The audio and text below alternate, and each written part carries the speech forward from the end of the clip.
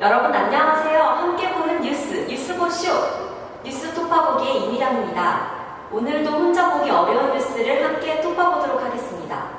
요즘 탄핵과 관련된 뉴스들이 참 많이 등장하는데요. 그래서 오늘은 탄핵 절차에 대해 한번 같이 알아보도록 하겠습니다. 탄핵이란 절차에 의한 파면이 곤란하거나 검찰이 죄를 묻는 소추가 어려운 대통령이나 국무위원, 법관 등을 국회에서 소추하여 해임하거나 처벌하는 일을 말합니다.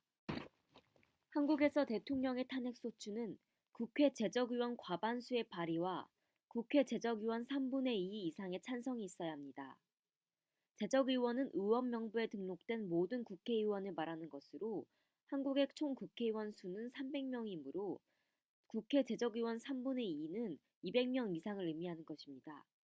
소추서가 일단 보내지면 그 대상자의 권한이 즉시 정지되며 헌법재판소는 의결 후 180일, 즉 6개월 이내에 심리를 거쳐 탄핵의 최종 여부를 결정합니다.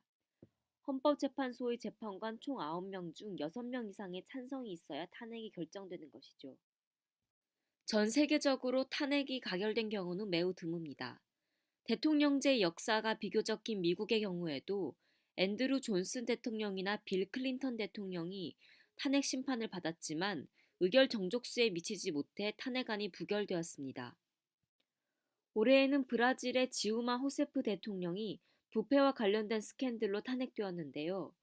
일반적으로 탄핵 자체가 국민이 뽑은 대표를 국회가 뒤바꾼다는 정치적 위험성과 절차가 오래 걸린다는 실질적인 이유, 또 탄핵이 가결될 것 같은 경우에는 당사자가 퇴임을 하는 경우가 많아 실제로 탄핵까지 이어지는 경우는 많지 않습니다. 우리나라의 경우 노무현 대통령에 대한 탄핵소추안이 국회에서 가결되었지만 헌법재판소가 기각 결정을 내렸었습니다. 이 당시 국민이 직접 선출한 대통령을 국회에서 탄핵시켜도 되는가와 관련된 문제와 국회의 결정을 정치적인 정당성이 적은 헌법재판소가 뒤집어도 되는가와 관련된 정당성 문제가 발생했었습니다. 탄핵 절차가 생각보다 참 많이 복잡하죠. 혹시나 이해하기 어려운 부분이 있으면 아래 주소로 이메일 부탁드릴게요. 여기까지 뉴스 톡파보겠습니다.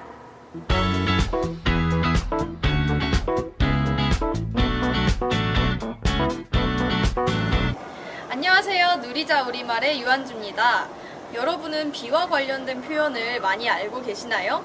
혹시 소나기, 가랑비 같은 표현만 쓰고 계시진 않나요?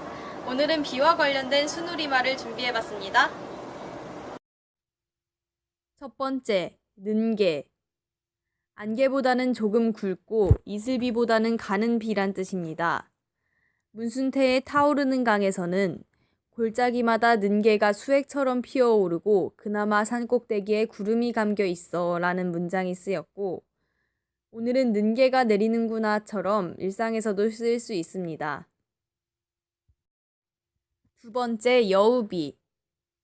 여우비는 볕이 나 있는 날 잠깐 오다가 그치는 비라는 뜻입니다. 여우비가 온 끝이라 개울가의 풀들이나 물빛이 더 뚜렷하다. 농사철이 되었는데도 여우비만 내린다처럼 쓸 수 있습니다. 세 번째, 산돌림. 산돌림은 산기슭으로 내리는 소나기 혹은 여기저기 옮겨다니면서 한 줄기씩 내리는 소나기라는 뜻입니다.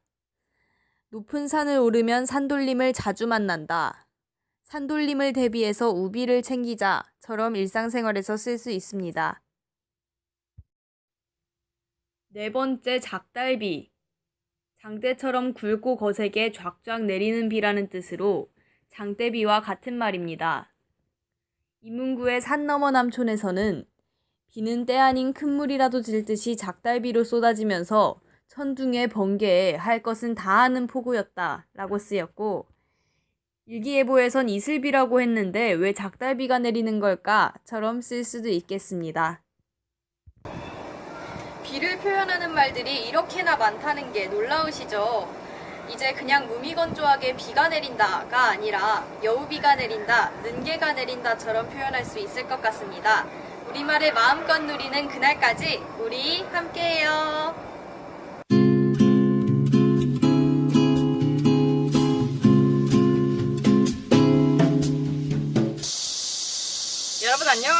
마스터피스의 이서연입니다. 낭만. 오늘 시작하게 될 얘기는 낭만에 관한 것인데요. 조금 촌스럽거나 낯간지럽다고 생각하실 수도 있겠습니다. 한자로 풀이하자면 이렇습니다. 물결낭에 흩어질만. 마음의 일렁이는 조그마한 파동인데요. 오늘 제 작품 보시면서 여러분의 마음에 파동이 일렁였으면 좋겠습니다. 오늘 보여드릴 그림은 툴루즈 로트렉의 물랑루즈에 들어가는 잔느 아브릴이라는 작품입니다. 지금 보고 계신 이 여인이 잔느 아브릴인데요. 이 여성은 물랑루즈 최고의 스타 댄서였습니다. 로트렉의 다른 작품을 봐도 이 여인이 정말 많이 등장합니다. 그래서 많은 사람들이 그럼 로트렉과 잔느가 연인 관계였나 하고 생각하시는 분들이 많은데요. 실제로 로트렉과 잔느는 서로 연인이었던 적은 한 번도 없었습니다. 아주 가까운 친구 사이였죠. 지금 이 그림을 보면 잔느가 많이 피곤해 보이지 않나요? 로트렉은 그녀의 사적인 모습과 스타 퍼포먼스로서의 모습을 대조시킨 그림을 많이 그렸습니다. 반짝이는 스타의 어두운 이면을 캐치한 거죠. 놀랍게도 지금 이 그림의 잔느 아브릴은 20대 초반이었다고 하네요. 많이 지친 그녀의 모습이 산전수전을 다 겪은 중년의 여인으로 보이지 않으신가요? 이 그림은 실제로 그녀가 일한 물랑루즈에 걸려 있었다고 합니다. 지금 보여드린 사람은 작가인 툴루즈 로트렉입니다. 키가 많이 작죠? 로트렉은 어린 시절에 허벅지뼈를 다쳐서 키가 더 이상 자라지 않았습니다. 그리고 평생 지팡이를 짚고 뒤뚱거리며 걸었습니다. 그로 인해 그는 평생 동안 열등감을 안고 살아갔는데요. 물랑루즈는 프랑스에서 서커스와 유흥을 즐길 수 있는 곳이었는데요. 로트렉은 자신의 신체적 열등감 때문인지 이렇게 육체를 이용한 매력을 보여주는 물랑루즈에 대한 갈망이 컸고 그래서 물랑루즈에 대한 그림을 많이 그렸습니다. 로트렉은 실제로 이렇게 말했다고 합니다. 그의 열등감이 그를 세계적인 예술가로 만들어준 것이죠. 여러분의 마음속에 조그마한 파동이 일렁였나요? 그러길 바라면서 마스터피스 마치겠습니다. 감사합니다.